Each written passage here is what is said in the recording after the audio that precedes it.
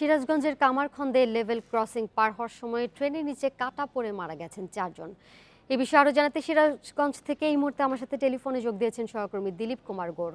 দিলীপ, দুর্ঘটনাটি কখন কিভাবে ঘটেছে আমাদেরকে বিস্তারিত জানাবেন। হ্যাঁ, আমি আপনাকে বলে রাখতে চাই যে আসলে সিরাজগঞ্জের কামারখন্দ উপজেলার কয়েলগাঁতে একটি লেভেল ক্রসিং আছে, অরক্ষিত লেভেল ক্রসিং।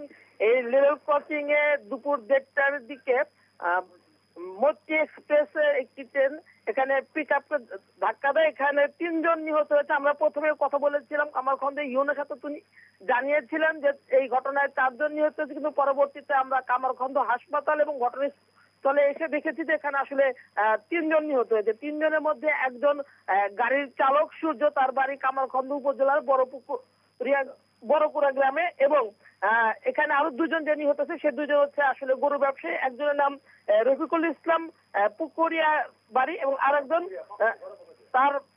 আরেকজন নেহার হোসেন, তার বাড়ি হচ্ছে বড় পাতুরিয়া। এই 3 জন নিহত হয়েছে, এবং এই সময় যে পিক আপ ভ্যানের জনতা হাটে যাচ্ছিল, তারা গরু নিয়ে ছিল।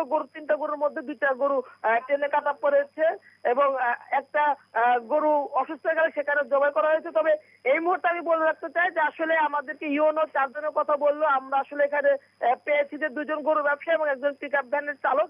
এই 3 জন নিহত হয়েছে। এই ছিল আমার কাছে এখানকার সর্বশেষ খবর। দিলীপ, লেভেল ক্রসিং এ নিরাপত্তা কর্মী ছিলেন কিনা ওই সময়, এবং এই দুর্ঘটনার বিষয়ে রেল কর্মকর্তারা কি বলছেন?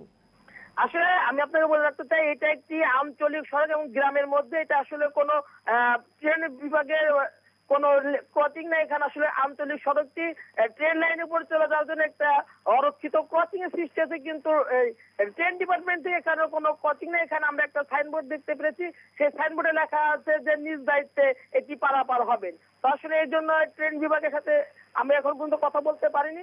তবে এটা আসলে কোনো ট্রেনেই নেই, এটা একটা অরক্ষিত আঞ্চলিক সড়কের মধ্যে আসলে এই ক্রসিংটা চলে গেছে।